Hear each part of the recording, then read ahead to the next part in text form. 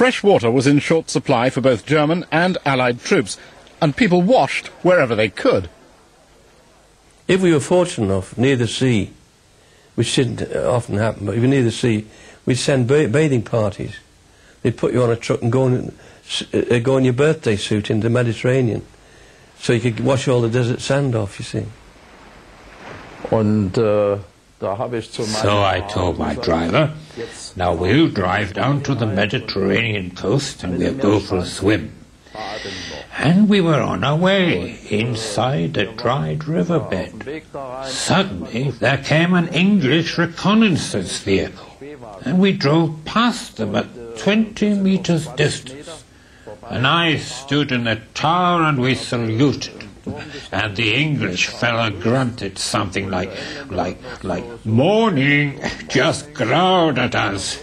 They had probably gone for a swim, just as we wanted to go for a swim.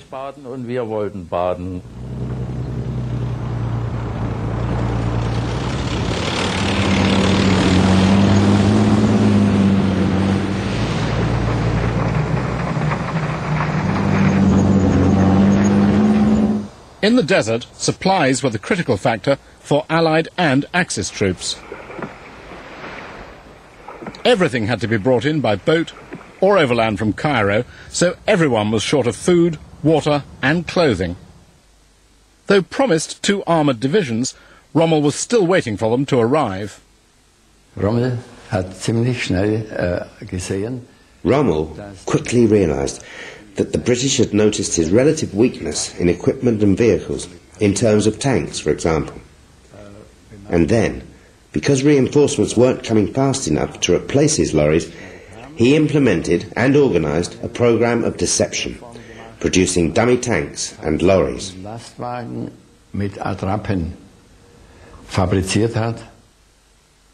Often the humble Volkswagen Beetle was used as the base for Rommel's decoys. You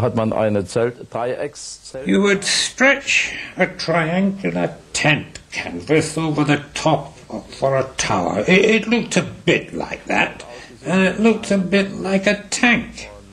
And a broom handle through it for a cannon, and then a chain or a rope at the back with a few camel thorn bushes.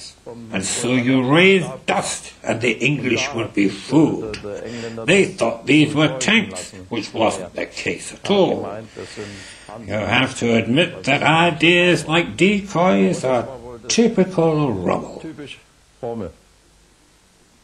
There were occasions, I think, when they kicked up clouds of dust to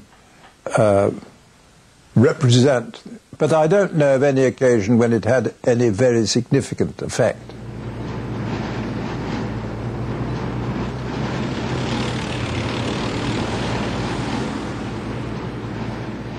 Wir haben praktisch alles von den Briten. Wir hatten ja so eine erbärmliche... We got practically everything from the British. Our rations were pitiful, because no preparations had been made. We had sardines in oil from Norway, well, bristling, and we had tubes of cheese. The British had completely different rations because of their centuries of experience in the colonies. That's why we were keen on getting British rations. They were nicer as well. We were totally unprepared, with dried vegetables and powder potatoes, while the British had a lot of tinned vegetables, so they were healthier and their standard of living was better. Gesunder leben konnten.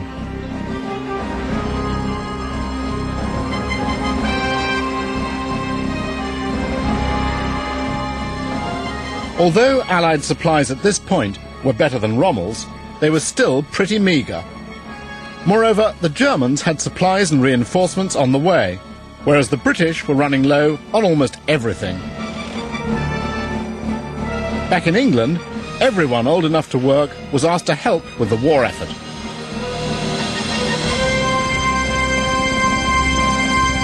At December in 1941, growing numbers of women in Britain were answering the call to serve their country. With supplies at an all-time low, their contribution was essential. However, at first, many people believed that women were too hysterical to work on bases and too talkative to be given jobs in the secret services. But after the Battle of Britain, when women had kept their heads and held air bases together, the men finally accepted that not only were women capable, they were sometimes more stable than the men. Soon, skilled women were being keenly sought after. Josie Rule had spent 6 months training to be a mechanic before she was headhunted by the WAF. I was asked to transfer from volunteering for an MT driver to going on secret work, which turned out to be radar operator.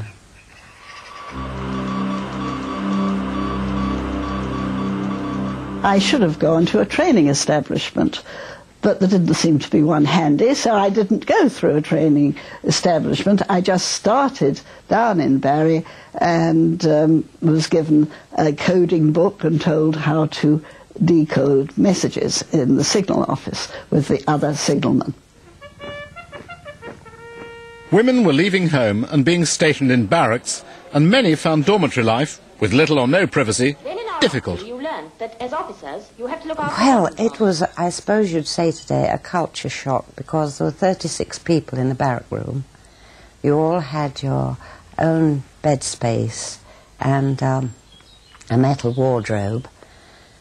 And one's dignity was non-existent. You did all sorts of shuffling around, like undressing under a nightie and so forth, until you got issued with horrendous winceyette pyjamas, like convicts.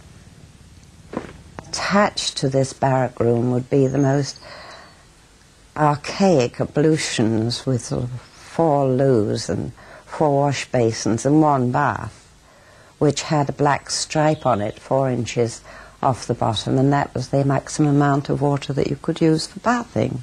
So you washed your smalls as well in the bath.